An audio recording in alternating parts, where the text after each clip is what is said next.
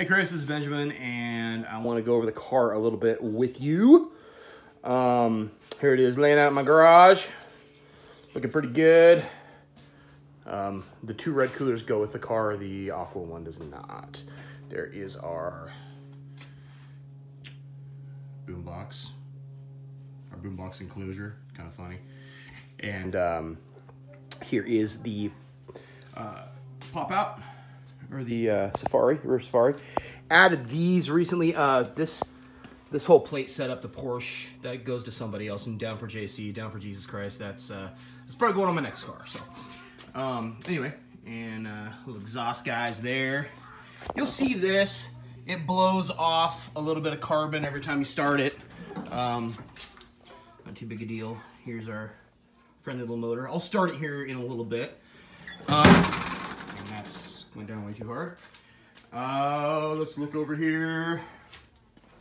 So, this door is the one that I talked about in the ad that was spliced. And you see the splice spot right there. And then the rest of it is all kind of in this, it's in this area right in here that there's a lot of filler. And I spliced the door kind of right here and then down. I would suggest if you do repaint the car or do something with it, I'd get a different door. Just because. Door panels I custom made. This is the other spot where there's some mud right in here. I hammered it out as best I could, but there's definitely mud in there. It was kind of pushed in, kind of in this zone here. You can see that it looks better now, but there is definitely some stuff there. Down in here underneath, there is a little bit of body stuff that was pushed up. Here is the front Safari, pretty cool. Yeah. Let me lift this car up a little bit, and we're gonna look at some other things. Just a second.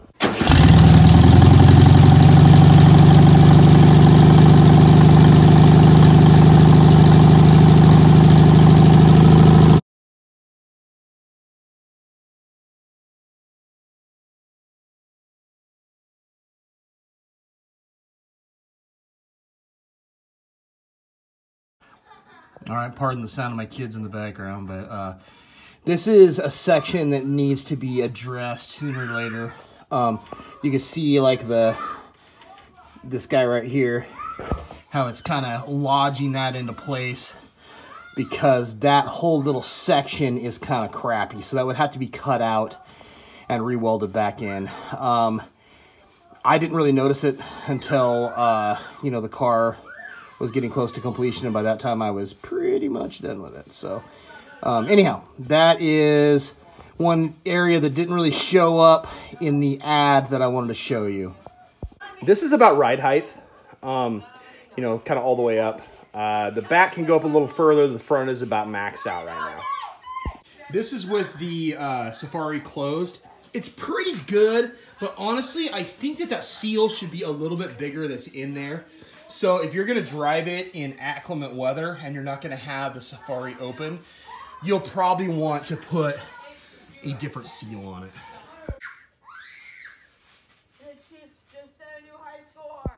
Here's the front one closed.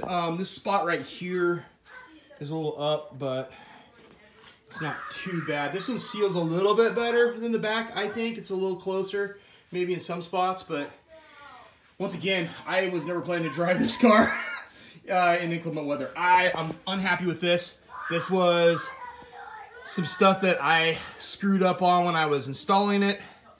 And if you were to ever paint it, you would have to deal with that. Or you could just pull it back out and, you know, re-drill it or whatever. It works really well right now. So that there is the little bracket that I welded in because the transaxle, the mounts on the transaxle were rubber mounted. And I was going to build solid mounts because what happens is when you put the gas on and the wheels start to take off, it'll push the transmission upwards if the mounts are bad. And then basically your clutch cable will adjust itself and your car will not go. It will just shudder. So I welded it in place for the moment. And so you'll have to get new mounts for that. We'll scat, oops. We'll scat cover there, the J tubes. It doesn't leak. It's not oily at all, which is, I think that's because it, according to the previous owner, was rebuilt once upon a time. So, yeah, it doesn't leak. Doesn't leave its spot like most Volkswagens do. So that's nice. See, nothing underneath. So before you come and get it, I'm gonna have to reattach the fabric on the roof on the headliner, because when it got really hot, the glue that I used to put that up, and then also some of the glue on these door panels, you see is where it's kind of wavy, it pulled away because we had like 10 degree days. And so that's something that I'll deal with. Well, at least this I will deal with before you get it. Yeah. So if you should decide you wanted 17s for this car was tubbed for 17s actually. That's what I was going to run initially, and then I decided to go with 15s just because it just made a little more sense for the setup that I was going. I kind of wanted to do like an old school style, obviously, but like a traditional Beetle with air. That's kind of what I was trying to do. If I think of anything else, I'll give you a ring, or I'll maybe shoot another video, but I think that's about the size of it. So let me know what you think, and we'll go from there. Have a nice day. Bye-bye.